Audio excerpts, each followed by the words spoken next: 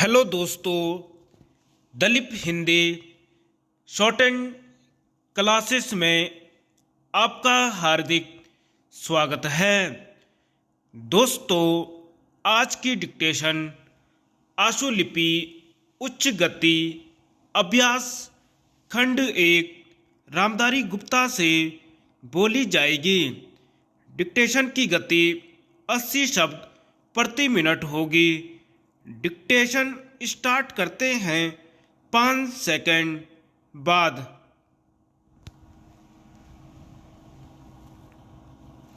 अध्यक्ष महोदय, मैं आपको एक और बात बतलाना चाहती हूँ और वह यह है कि कृषि विभाग को योजना आयोग ने बहुत गलत रास्ते में बिठा दिया है।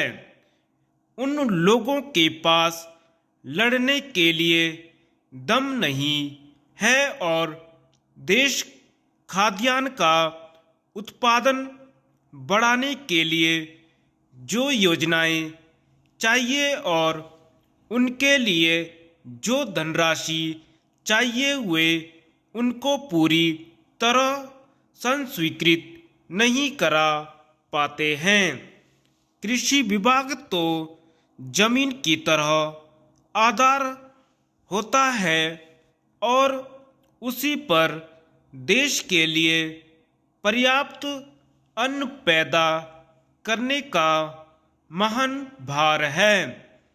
इसलिए यह बहुत आवश्यक है कि अधिक अन्न उपजाने के मार्ग में जो भी आवश्यक कदम यह विभाग उठाना चाहे उसमें किसी तरह की रुकावट न हो। बहुत सी हड़तालें हो सकती हैं, मजदूर काम से बरी हो सकते हैं, लेकिन किसी भी हालत में वे खाने से बरी नहीं हो सकते।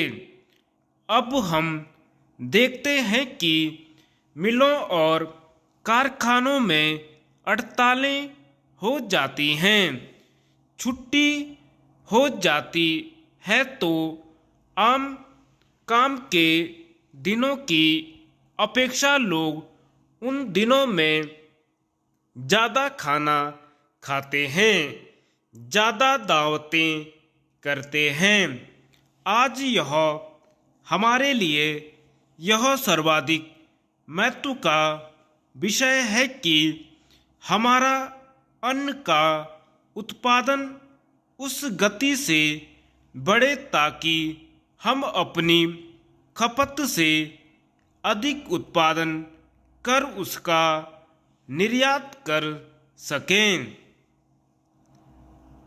सरकार तथा इस मंत्रालय के लिए यह समस्या एक बड़ा सिरदर्द पैदा कर रही है। हर एक विभाग में बड़े बड़े अधिकारी बैठे हैं और हजारों रुपए के बड़े बड़े वेतन ले रहे हैं, लेकिन मुझे दुख के साथ कहना पड़ता है कि उनका दिमाग कार्यालय की मिसलों और कागजों पर लगा रहता है। इस विभाग का काम बहुत ही महत्वपूर्ण है। प्राकृतिक कोप के कारण जो समय समय पर हमारी फसलों को नुकसान होता है, इससे भी अपनी फसलों की रक्षा करने के लिए आवश्यक कदम उठाना इसके जिम्मे है।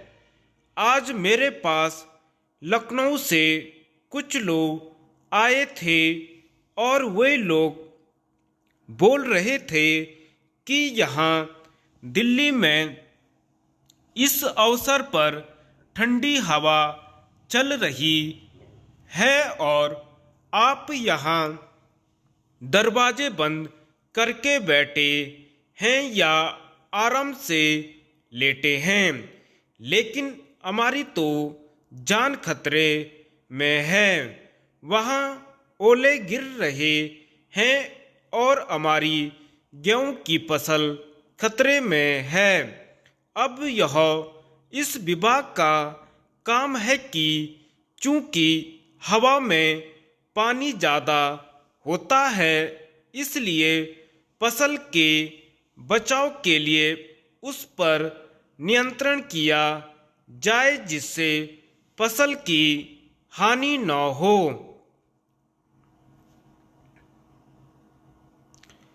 अध्यक्ष महोदय, जिस भावना से मैंने यह बिल पेश किया है उसको विरोधी पक्ष के लगभग सभी सदस्यों ने एक मत से महसूस किया है कि देश में बेकारी की जो समस्या है वह एक भयंकर समस्या है और उसके कारण हमारे देश का विकास, चाहे वह सामाजिक हो, आर्थिक हो या सांस्कृतिक, रुका हुआ है और ऐसी स्थिति में हम आगे नहीं बढ़ सकते हैं।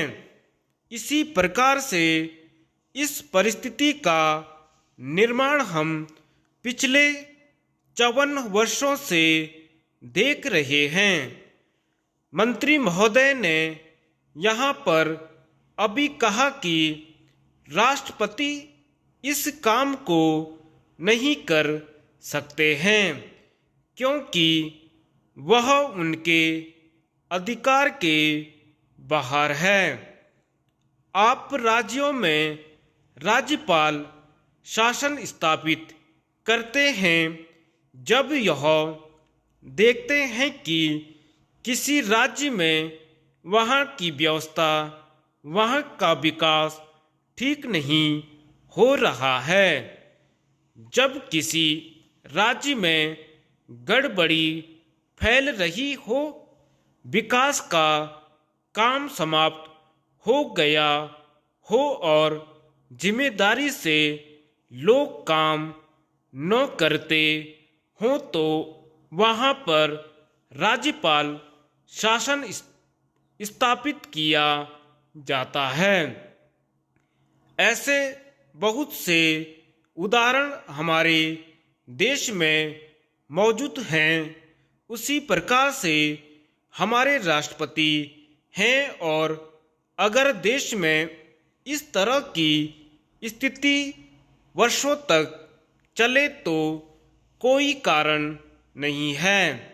आपात के रूप में राष्ट्रपति इस देश की सुरक्षा के लिए, इस देश की उन्नति के लिए जिम्मेदारी अपने हाथ में न ले सकें।